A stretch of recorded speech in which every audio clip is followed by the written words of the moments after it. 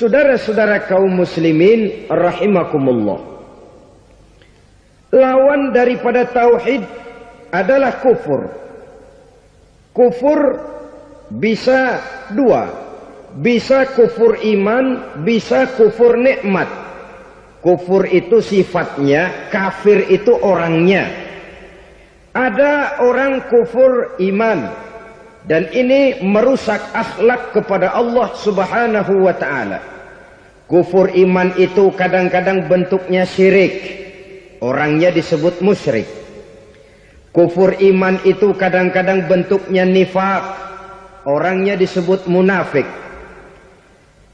Kufur iman itu kadang-kadang bentuknya riddah, orangnya disebut murtad. Ini merupakan jenis daripada kufur-kufur iman dan tergelincirnya manusia daripada akhlak kepada Allah subhanahu wa ta'ala. Benar, di zaman sekarang kita tidak menyembah berhala. Memang di zaman sekarang kita tidak menyembah patung. Iya, kita tidak berkeyakinan Tuhan lebih dari satu. Tapi kadang-kadang akhlak kita kepada Allah sering lentur dan luntur, sering bergoyang dan tergoncang, sering kena erosi dan polusi. Bahwa kita tidak menyembah Latta, Uzza, Manat dan Hubal seperti masyarakat jahiliyah dahulu, memang. Tapi Latta zaman sekarang, Uzza zaman sekarang, Manat dan Hubal di zaman sekarang, berhala-berhala di abad kita sekarang ini, kadang-kadang bernama harta, kadang-kadang bernama wanita, kadang-kadang bernama tahta, mungkin juga bernama Toyota. Sesuatu yang lebih kita agungkan daripada Allah, menjelmalah dia menjadi berhala-berhala di zaman kita sekarang ini. Manakala kita di kantor sudah lebih takut kepada kepala bagian kita daripada kepada Allah, maka Tuhan kita barangkali adalah kepala bagian kita. Manakala kita sudah lebih takut kepada manusia daripada kepada Allah, bergeserlah akhlak kita kepada Allah, mengagungkan manusia dan menomorduakan Allah. Maka di zaman sekarang akhlak kita kepada Allah sering kena erosi, sering kena polusi. Mungkin karena sulitnya lapangan kerja, tingginya tensi ekonomi, persaingan hidup yang makin tajam, sulitnya mencari lapangan kerja, orang kadang-kadang nekat, sedikit pertimbangan, picik pandangan, mudah melakukan potong kompas, sehingga terjadilah perbuatan-perbuatan yang memelencengkan akhlak kita kepada Allah subhanahu wa ta'ala. Kadang-kadang terjebak mempercayai selain daripada Allah. Kadang-kadang terjebak di dalam mengagungkan yang selain daripada Allah lebih dari yang seharusnya. Terkenalah akhlak kita kepada Allah jaringan-jaringan erosi dan polusi. Kufur sebagai lawanan daripada tauhid merupakan sifat daripada orang yang tidak berakhlak kepada Allah. Bentuknya pertama bisa syirik. Syirik itu artinya meyakini ada Tuhan lain selain daripada Allah. Itu yang namanya syirik. Jadi percaya Tuhan ada, cuman Tuhannya kelebihan. Itu yang disebut syirik, dan itu merupakan cerminan dari akhlak yang rusak kepada Allah subhanahu wa ta'ala. Berkeyakinan Tuhan lebih dari satu, berkeyakinan bahwa Tuhan itu beranak atau diperanakkan, atau mengagungkan sesuatu sama dengan Allah, atau menjadikan yang selain Allah sebagai tujuan akhir daripada perjalanan kehidupan ini, maka itu sudah terjebak kita dalam musyrik. Dan syirik satu dosa yang tidak berampun. Bahasa kasarnya, yang namanya syirik itu jenis bapak moyangnya dosa. Saudara-saudara, sebab itu saya pesan, kalau memang terpaksa Biasanya yang tinggal di kota-kota besar itu kalau tidak kepengen dosa kan susah. Kalau terpaksa harus bikin dosa, cari yang kecil-kecil saja. Yang kira-kira taubatnya gampang. Umpamanya pulang sholat Jumat nukar sendal. Umpama. Yaitu jelas dosa. Tapi dosa yang taubatnya agak mudah. Jangan sampai terjebak ke dalam syirik. Menyekutukan Allah.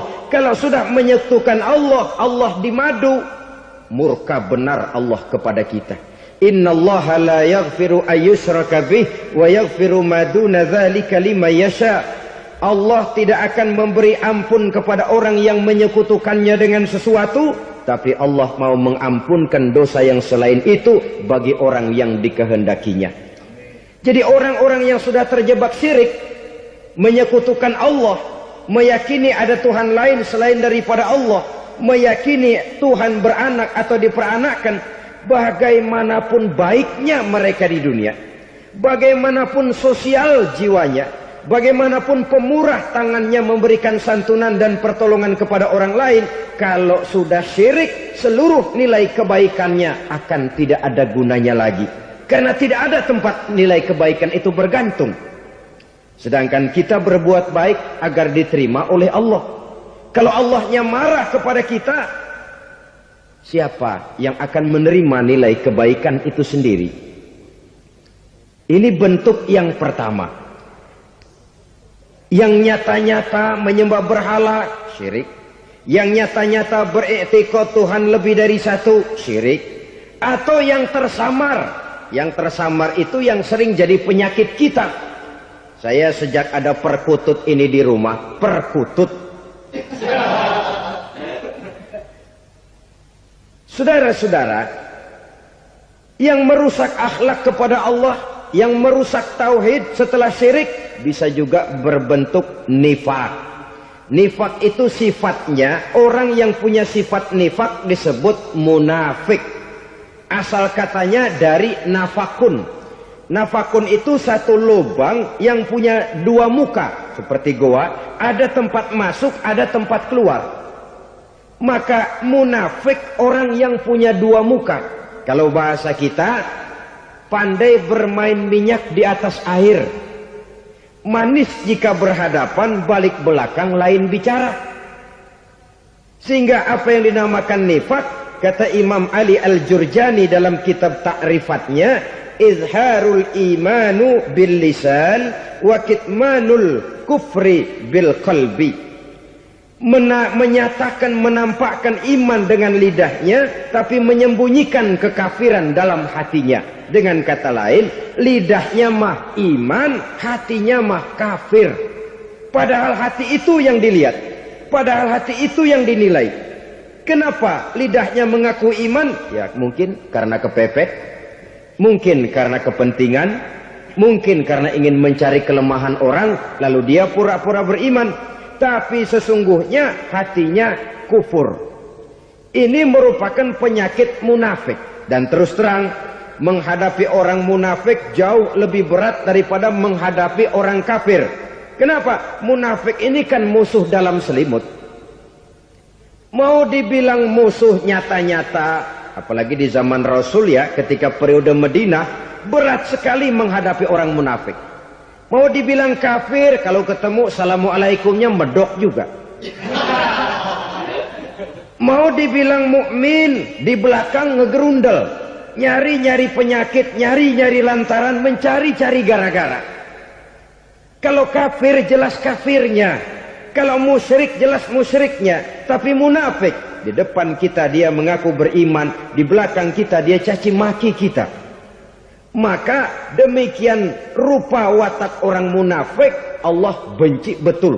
Sampai dalam Quran orang munafik itu divonis innal munafiqin fid darkil asfal minan nar. Orang-orang munafik di dasar jurang neraka yang paling bawah, keraknya neraka. Saudara-saudara kaum muslimin rahimakumullah. Sebab munafik sangat berbahaya.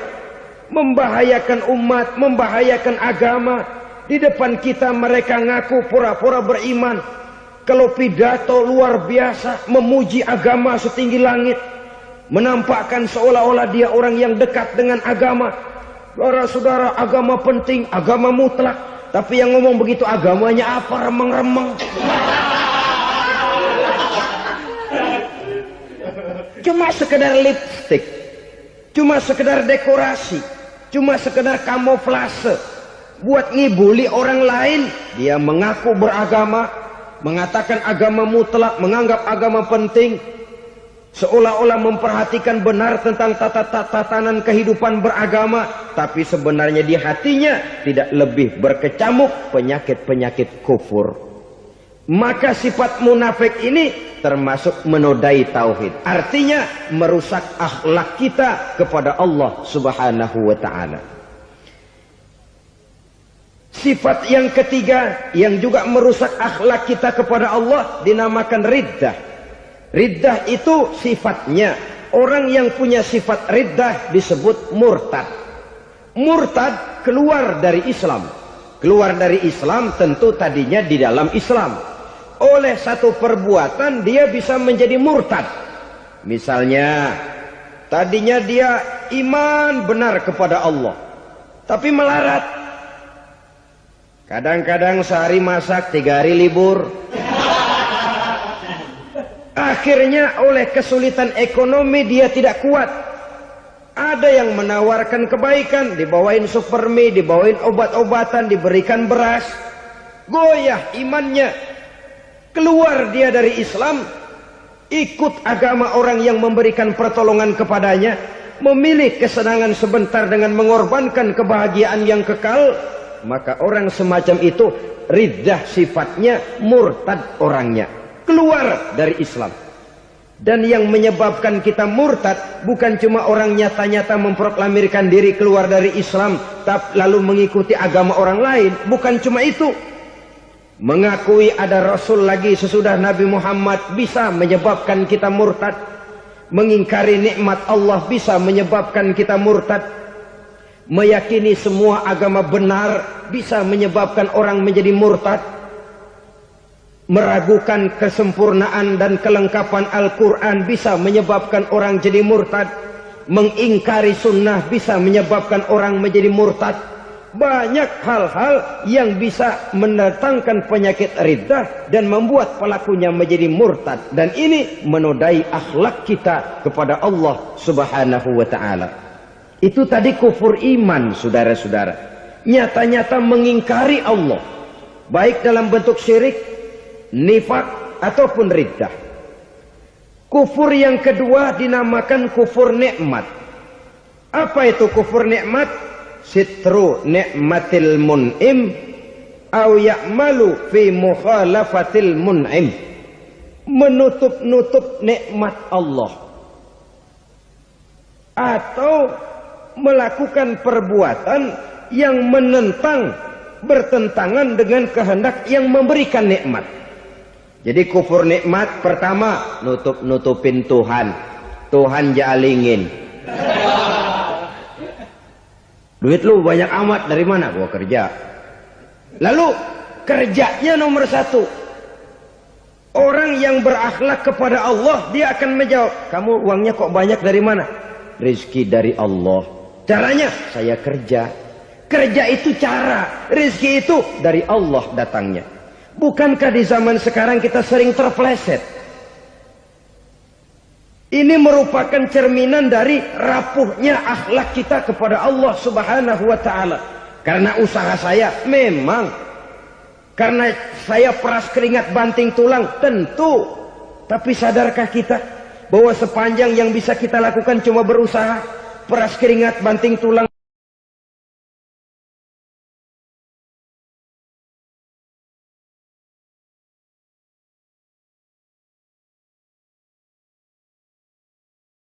soal rizki, soal jodoh, soal maut, kitakah yang mengatur? Kitakah yang menentukan? Subhanallah. Manusia sungguh tidak berdaya menghadapi 3 hal paling pokok ini. Rezeki, kita cuma bekerja. Kitakah yang menentukan? Tidak. Kita berusaha saja, rezeki belum pasti dapat. Apalagi kalau kita tidak berusaha. Jangan terjebak dalam fatalisme. Belum perang udah nyerah. Emang dasar rezeki datangnya dari Tuhan, gak usah kerja, dan ntar juga kalau dia datang. Dari mana datangnya? Kerja saja belum tentu dapat rezeki, apalagi kalau tidak kerja. Yang jelas usaha perlu kepastian, itu urusan Allah. Ini akhlak kepada Allah Subhanahu wa ta'ala. Jodoh juga begitu. Kita berusaha, kita berupaya, Allah menghendaki lain jadinya. Maut juga begitu. Siapa sih yang pengen ngadepi maut? Siapa sih yang pengen mati? Siapa sih yang pengen ketemu malaikat Israel? Tidak seorang pun kalau ditanya. Kecuali mereka yang putus asa ya. Kalau otaknya masih normal, mau mati, mesti belakangan dulu udah dikit. Tapi yang satu itu saudara, kalau dia sudah datang, tenaga mana yang bisa menolak? Kalau dia sudah berkunjung, kekuatan mana yang bisa menghindar? Kalau dia sudah ingin bertemu, kemana kita bisa melarikan diri? Manusia sepanjang yang dia lakukan hanya berusaha, tapi kepastian, ketentuan dari Allah Subhanahu wa ta'ala. Orang yang kufur nikmat, nutupin Allah. Dia merasa rezekinya adalah mutlak peras keringatnya. Seolah-olah Allah nggak punya peranan apa-apa di situ. Oh, ini kan saya bisa rumah begini karena saya kerja keras. Oh, ini mobil saya begini, saya kerja keras. Peras keringat, banting tulang, keras.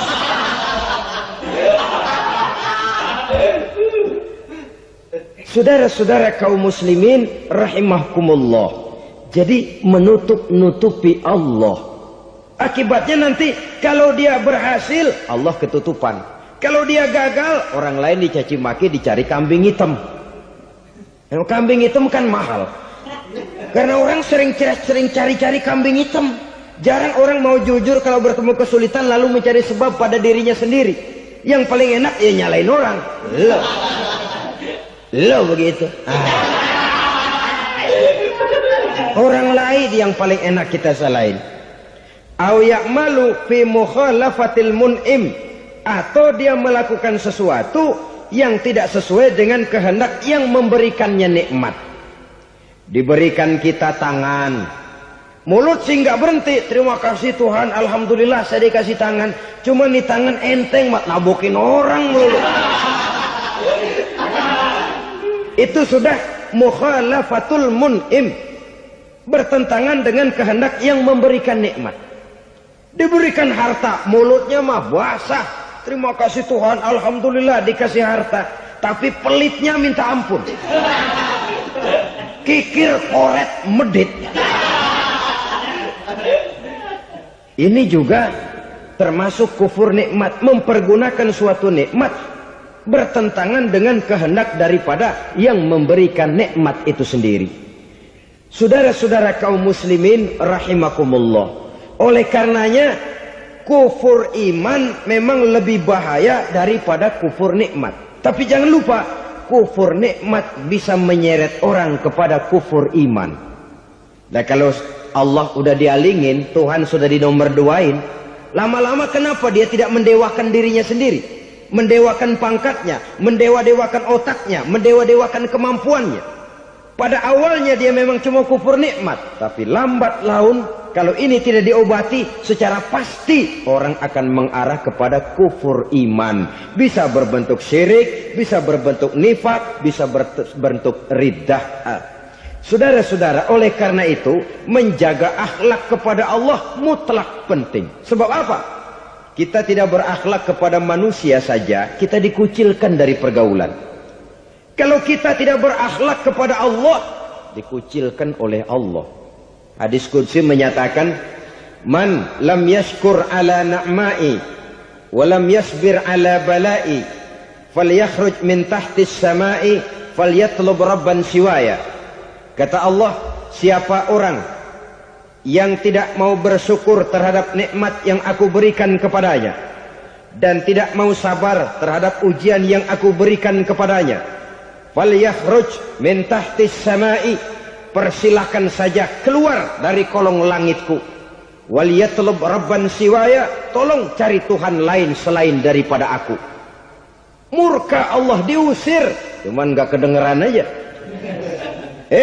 Siapa yang tidak mau syukur terhadap nikmatku, siapa yang tidak mau sabar terhadap ujian yang aku berikan kepadanya, persilahkan keluar dari kolong langitku ini, cari Tuhan lain selain aku.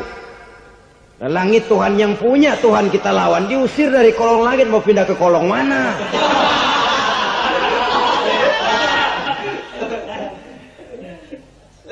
Jadi jangan merasa kufur nikmat kan enteng. Iya, kelihatannya begitu, tidak sebahaya kufur iman. Tapi kufur nikmat ini merupakan anak tangga yang kalau kita sudah mulai naik, kita akan naik terus sampai kepada tingkat di mana kita mengalami kufur iman.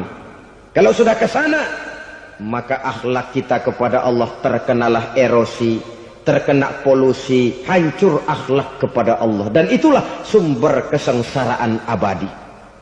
Kalau cuma kita tidak berakhlak kepada manusia, barangkali resikonya cuma kehidupan di dunia ini. Mungkin juga ada kehidupan akhirat. Tapi kalau sudah tidak berakhlak kepada Allah, dunia akhirat kita rugi dan celaka. Maka pada kesempatan ini saya mengajak, marilah jaga baik-baik akhlak kita kepada Allah. Satu kali kita bertauhid, sampai mati kita bertauhid. Satu kali la ilaha illallah, jangan tergelincir lagi kita keluar daripada kalimat itu. Satu kali kita bertuhankan Allah, jangan bertuhan yang lain selain daripada Allah. Jangan sekutukan Allah, jangan samakan Allah dengan sesuatu, jangan mengangkat yang lain sama agungnya dengan Allah. Sebab dengan demikian kita seolah-olah sudah mengotori akhlak kita kepada Allah Subhanahu wa ta'ala. Saudara hadirin yang saya hormati, jadi oleh karenanya akhlak kita kepada Allah merupakan basis daripada kehidupan beragama.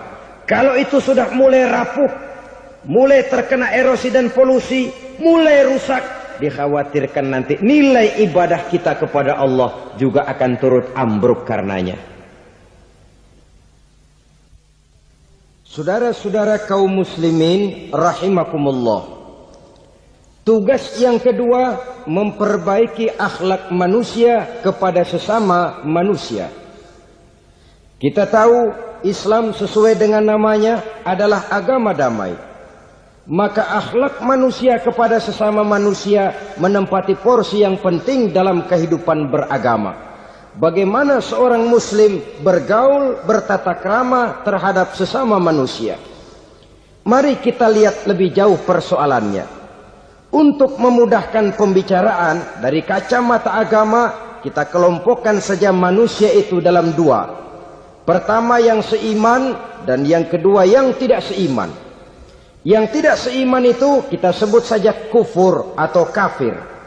Nah, kepada yang kafir pun kita diajarkan untuk berakhlak, apalagi kepada yang memang nyata-nyata seiman, sekeyakinan, seakidah.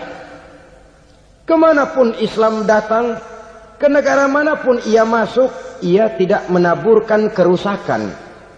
Jadi tidak benar kalau orang pernah itu menggambarkan, saking sentimennya seorang orientalis pernah menggambarkan Nabi Muhammad di tangan kirinya Quran, di tangan kanannya pedang.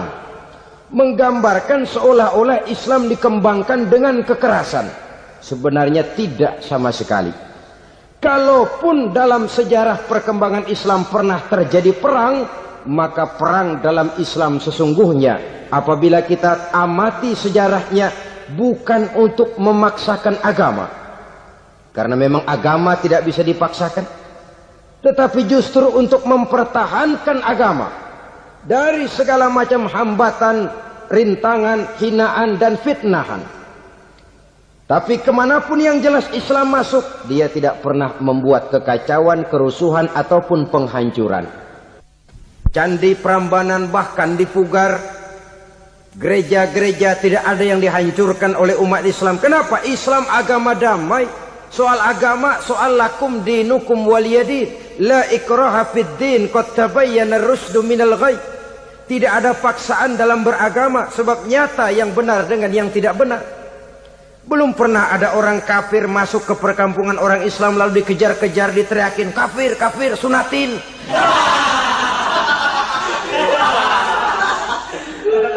Belum pernah.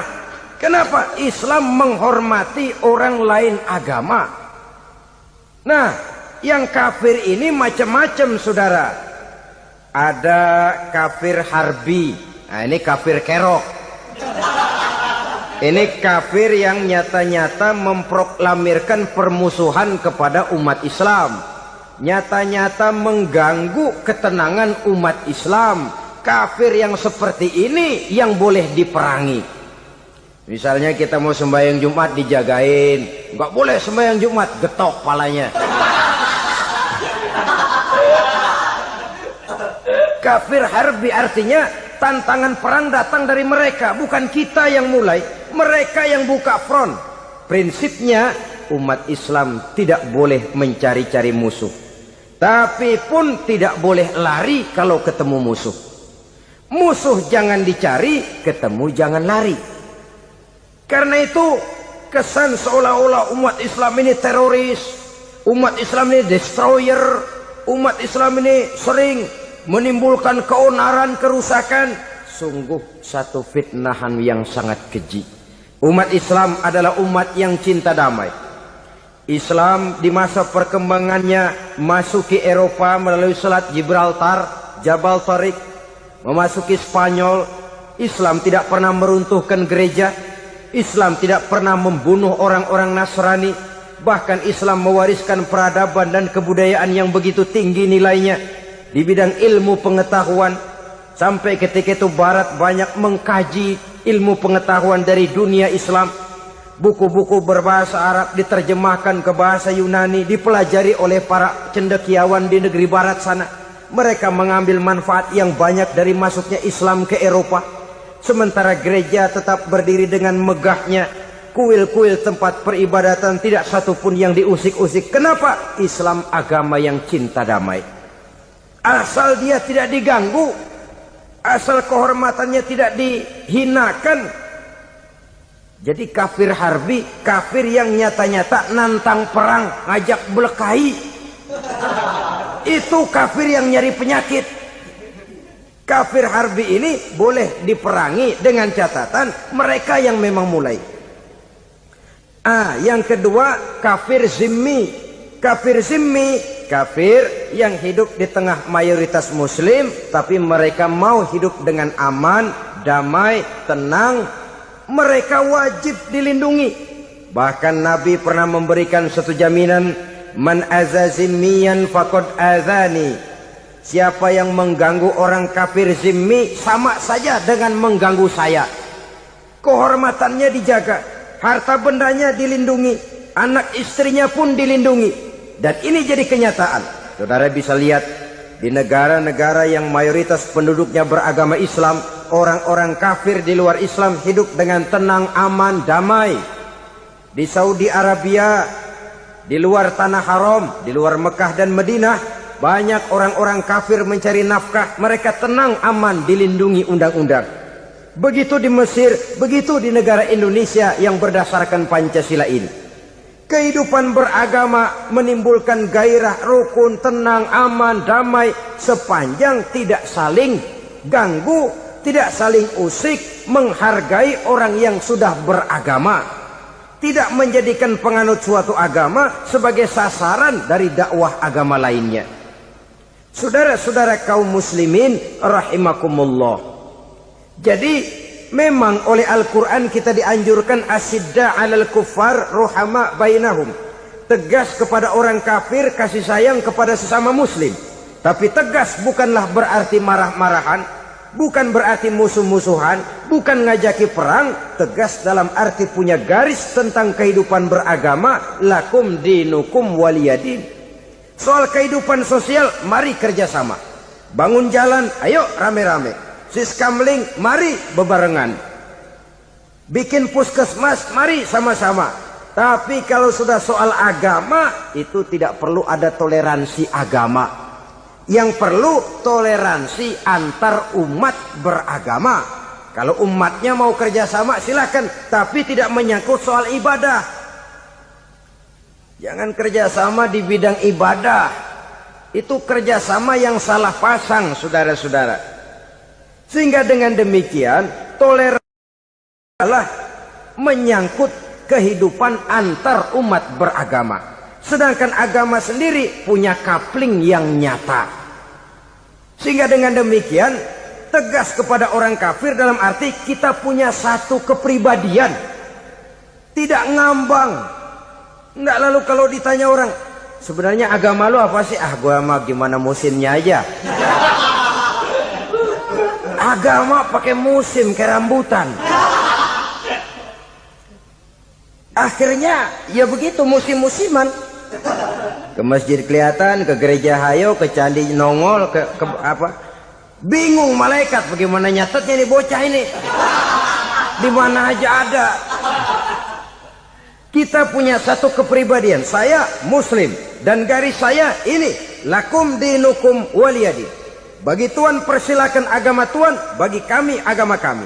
Kami hormati Tuhan, Tuhan hormat kepada kami. Tapi soal agama kaplingnya jelas. Kerjasama, mari urusan muamalah, bidang sosial.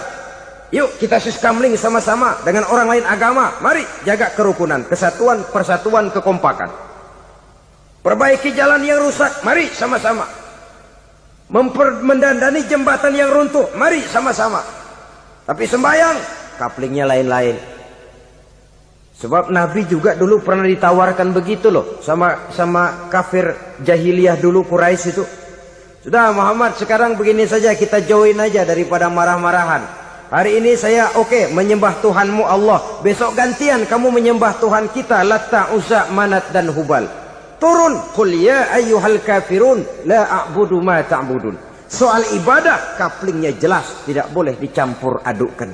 Sebab kalau tidak, kita akan mulai kehilangan identitas diri. Dan disitulah krisis kehidupan keyakinan beragama dimulai. Dari krisis identitas.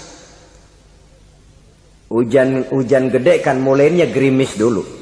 Di mana-mana ya gerimis dulu. Gerimis makin lama makin gede. Kita akan mulai dengan kehilangan identitas diri. Dari sana nanti kita malu mengakui keislaman kita. Kalau orang Islam malu mengakui keislamannya, ini kan ironi, menyedihkan.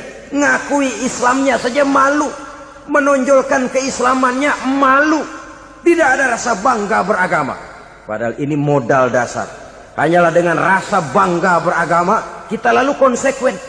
Bangga yang tidak konsekuen, wah pokoknya kan gua kan Islam, agama yang paling benar.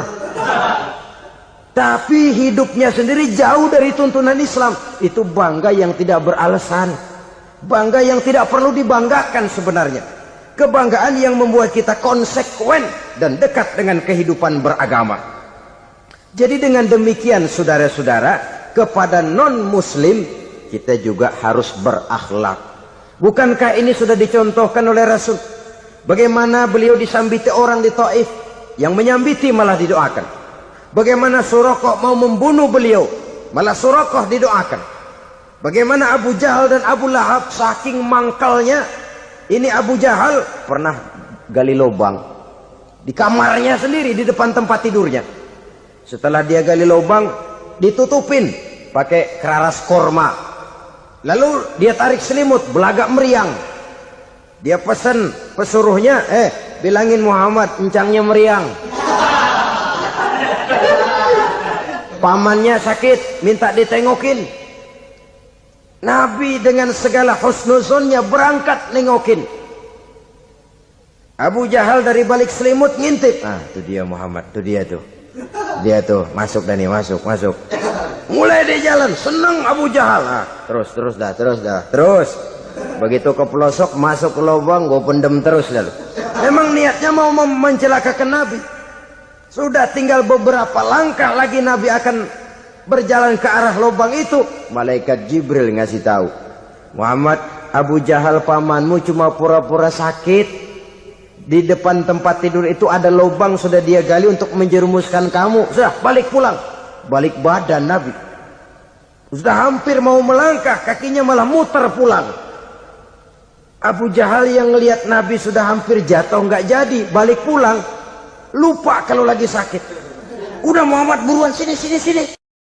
Ke pintu dia kejar, dia lupa sama lubang yang dia gali. Begitu dia kejar, dia yang kepelosok masuk ke dalamnya. Sejak saat itu ada pepatah, man hafara hufratan waqa'a fiha. Siapa yang suka nggali lubang, dia sendiri bakal terpelosok ke dalamnya. Jatuh dia ke lubang yang dia gali. Padahal ya paling banter 2 atau 3 meter paling dalam. Dari dalam lubang itu dia teriak-teriak, Muhammad, tolongin, pamanmu kecebur. Kasih tahu Muhammad, kasih tahu. Datang lagi lah pesuruhnya, Muhammad, pamanmu Abu Jahal kecebur, minta tolong diangkatin. Sudah diulur tambang, habis sambung lagi, nggak bisa sampai. Masa iya, cuma kamu yang bisa nolong. Apa yang dilakukan Nabi? Balik mau nolongin. Akhlak. Kita kalau ada orang gali lubang buat nyeburin kita, dia sendiri yang kecebur. Gorok gua kagak lemin loh. Mati sekalian dah. Nabi mah enggak, balik nolongin tuh Abu Jahal. Kenapa paman kecebur? Iya Muhammad, tolong, tambang udah diulur-ulur, sambung-sambung nggak sampai. Aduh kasihan paman nih, pegang tangan saya. Nabi cuma ulurin tangan, nyampe dipegang oleh Abu Jahal. Diangkat ke atas, nyampe atas, apa kata Abu Jahal? Tambang bergulung-gulung nggak nyampe, kamu cuma pakai tangan doang kok bisa Muhammad, hebat banget sihirmu. Mukjizat dia bilang sihir, udah ditolongin nyelak lagi, kan yang enak kita injak palanya. Orang dulu bilang wah katanya nolongin anjing kejepit, udah selesai ditolongin malah yang nolong digigit. Saudara hadirin yang saya hormati, kepada orang-orang kafir kita harus berakhlak, menghormati mereka, tidak memaksakan satu keyakinan dalam batas-batas yang ditolerir oleh agama, yaitu pada masalah-masalah sosial dan muamalah. Itu kepada non-muslim, apalagi kepada sesama muslim. Baik akhlak kepada orang tua, akhlak kepada guru, akhlak kepada jiran atau tetangga, itu semua termasuk dalam akhlak kepada sesama manusia. Akhlak kita kepada orang tua, kadang-kadang kita orang timur ini ketularan orang barat. Engkongnya dianggap CS. Salaman main kedet aja, halo kong. Engkongnya bahalo dibengong. Saudara-saudara kaum muslimin rahimakumullah, akhlak yang tua kepada yang muda, akhlak yang muda kepada yang tua, kepada jiran dan tetangga, kepada sanak famili dan handai tolan, pendeknya kepada sesama muslim. Tetangga ada haknya, ada hak tetangga yang kalau kita berakhlak itu harus dipenuhi. Contoh kecil, kalau saya beli radio, itu saya dong boleh berpikir, ini radio saya beli pakai uang saya setel di rumah saya, sekeras-kerasnya ada apa sama orang lain? Radio gua, yang beli gua pakai duit gua, gue setel di rumah gue, ada urusan apa sama orang lain? Itu kalau menurut saya. Tapi tetangga sebelah saya kan bisa juga ngomong begitu. Mata gue, yang ngantuk gue tidur di rumah gue, kenapa suara radio lu masuk kemari? Ketika itulah lalu kebebasan saya nyetel radio dibatasi oleh kebebasan tetangga saya yang mau tidur. Ini sudah akhlak namanya. Umpamanya lagi ada Nabi ajarkan, iza tobakhta maraqatan fa'akthir ma'aha wa ta'ahad jiranaka. Kalau kamu masak sayur, banyakin kuahnya, bagiin tetangga kamu. Bukan bagiannya itu yang jadi soal, tapi akhlak kepada tetangga. Udah tahu tetangganya kelaparan, diseksa, goreng ikan asin, se-RW baunya ngayap, kembang kempis orang nungguin. Saudara hadirin ma'asyiral muslimin rahimakumullah. Jadi dengan demikian, kalau sudah kembali kepada orang-orang yang nilai imannya sama dengan kita, apapun organisasinya, Apapun baju yang mereka pakai, kaos yang mereka pakai, jaket yang mereka pakai, kalau sudah seakidah, seiman, jaga akhlak kita. Pendapat boleh berbeda, kaos boleh tidak sama, jaket boleh beraneka warna, bendera boleh beragam-ragam, tapi ukhuwah Islamiyah ini utamakan. Adalah lebih baik mencari persamaan dalam kehidupan dan bukan memperbesar perbedaan. Hanyalah dengan mengembangkan nilai-nilai akhlak semacam ini, toleransi tidak hanya diperlukan kepada yang non-muslim, kepada sesama muslim pun toleransi. Artinya apa? Jangan memponis amalan orang lain. Yang usoli, yang tidak usoli, berjalanlah menurut keyakinannya masing-masing. Jangan lalu memponis, itu namanya nggak toleransi. Kamu nggak pakai usoli ya? Enggak. Brengsek. Kamu pakai usoli ya? Iya. Bid'ah. Lah dua-duanya kagak yang bener. Kalau yang sembahyang kagak bener, bagaimana yang kagak sembahyang? Apa itu yang bener? Toleransi, setuju dengan perbedaan pendapat, jangan memponis amalan orang lain. Karena kita hanya beramal, hak menerima adalah Allah Subhanahu wa ta'ala. Jangan sebentar-bentar mencap bid'ah, dolalah, finnar, neraka. Kayaknya neraka kapling orang tuanya kali. Gampang bener masukin orang ke neraka. Kita kadang-kadang bisa toleransi dengan orang luar, tapi kepada sesama muslim toleransi tidak sanggup kita adakan. Mengklaim merasa kita yang benar, orang lain salah semua, itu tidak toleransi namanya. Mentang-mentang jadi ustadz nih, satu-satunya ustadz di sini ya, semuanya mesti ngaji kemari. Kalau nggak ngaji kemari, Islamnya kurang tapi bener. Toleransi. Saudara-saudara kaum muslimin rahimakumullah, lapang dada menghargai orang yang berbeda pendapat, apalagi kalau perbedaan pendapat itu menyangkut hal-hal yang tidak prinsipil, menyangkut hal-hal yang sekunder dalam kehidupan beragama, menyangkut masalah-masalah yang dalam bahasa fikih disebut soal-soal furu'iyah. Tidak usah menyebabkan kita bersih tegang. Kepala sama hitam pendapat boleh berbeda dan halal. Bahkan Nabi mengatakan ikhtilafu ummati rahmatun. Perbedaan pendapat di kalangan umatku bahkan menjadi rahmah, sepanjang perbedaan pendapat itu diiringi dengan rasa toleransi. Tapi kalau sudah main baku hantam, main klaim, memponis orang lain, akhirnya timbullah keretakan.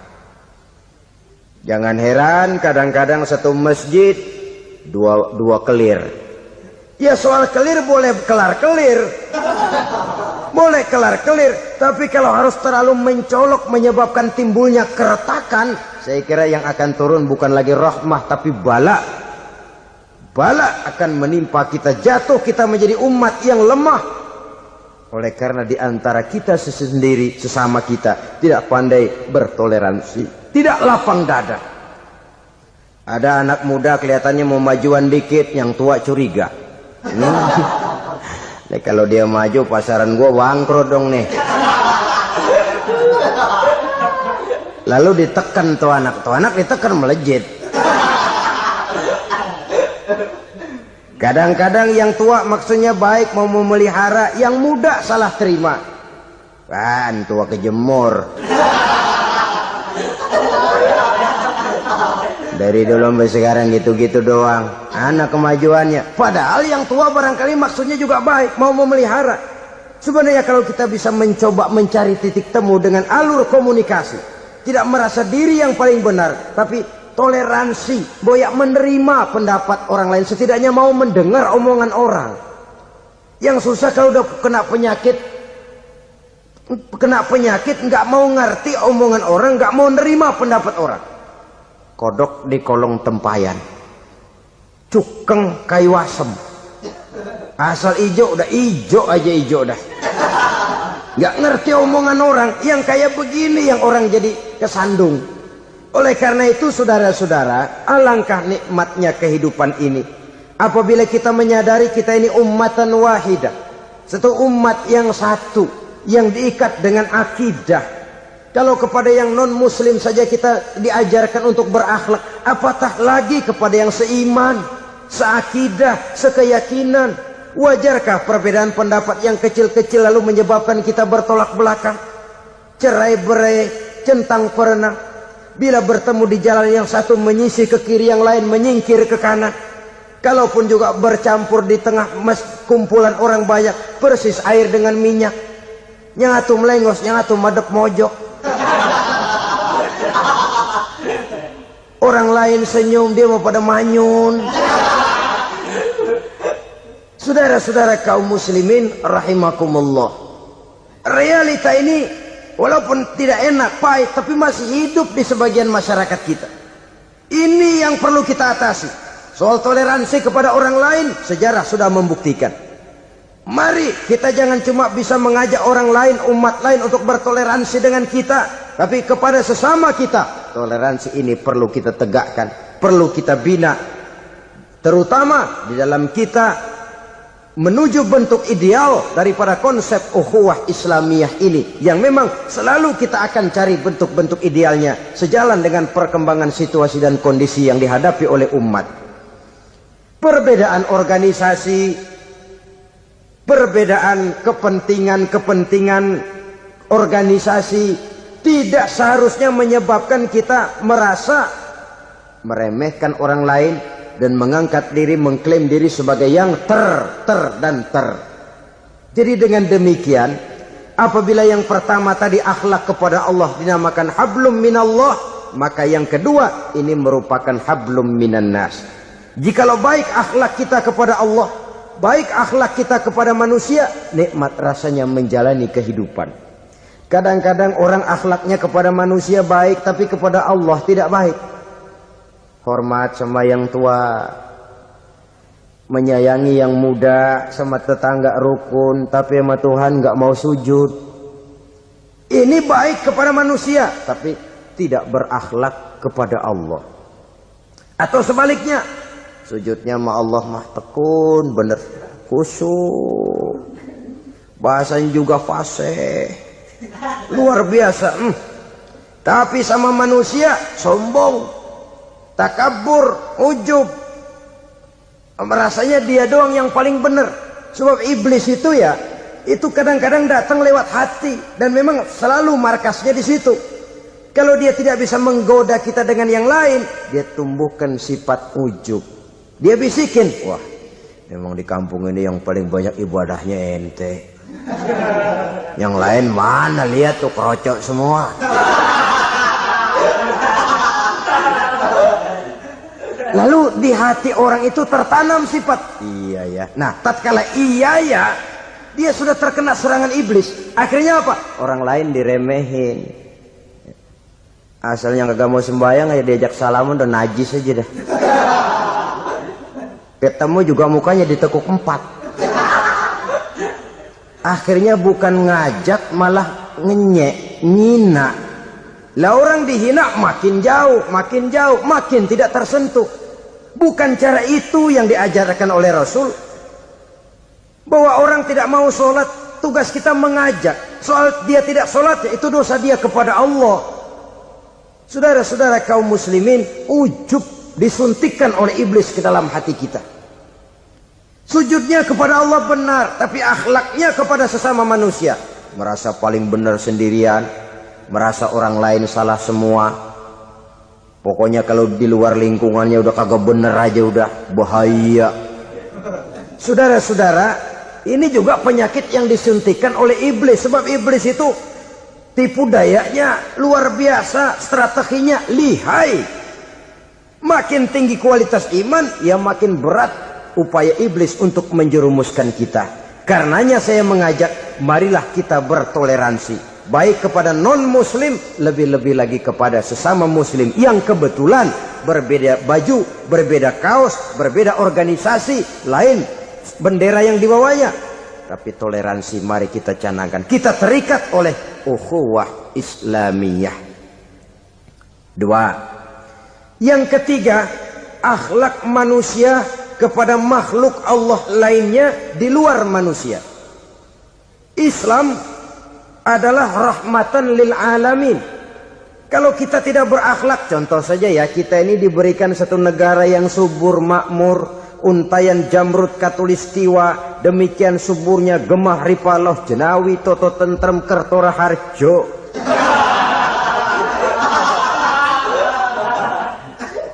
Alam yang begini indah, alam yang begini subur, kalau kita tidak berakhlak kepada alam, kita kuras sumber daya alam, kita tebangi hutan secara liar, kita gunduli bukit, merusak alam, pembalasannya akan kembali kepada kita. The natural of law, kata orang kulon, sunnatullah, itu nantinya akan membawa malapetaka. Kesuburan yang kita lihat akan bisa berubah menjadi gurun pasir yang kerontang, gersang dan tandus. Karena apa? Kita mengeksploitir alam lebih dari yang seharusnya, tidak berakhlak kepada lingkungan di mana kita tinggal. Saudara-saudara, dengan berakhlak kepada Allah, berakhlak kepada sesama manusia, berakhlak kepada makhluk Allah di luar manusia, baik flora maupun fauna, maka mudah-mudahan akan terciptalah satu ekosistem, satu lingkungan hidup yang membuat kita nikmat menjalani kehidupan ini. Inilah saja yang kita bicarakan pada pertemuan kali ini. Marilah kita membina nilai-nilai akhlak walaupun berat tantangannya. Sungguh lebih baik rakyat rendah yang berakhlak tinggi daripada pejabat tinggi yang berakhlak rendah. Karena nilai manusia pada akhirnya ditentukan oleh akhlaknya itu. Usikum wa nafsi bitaqwallah. Wassalamualaikum warahmatullahi wabarakatuh.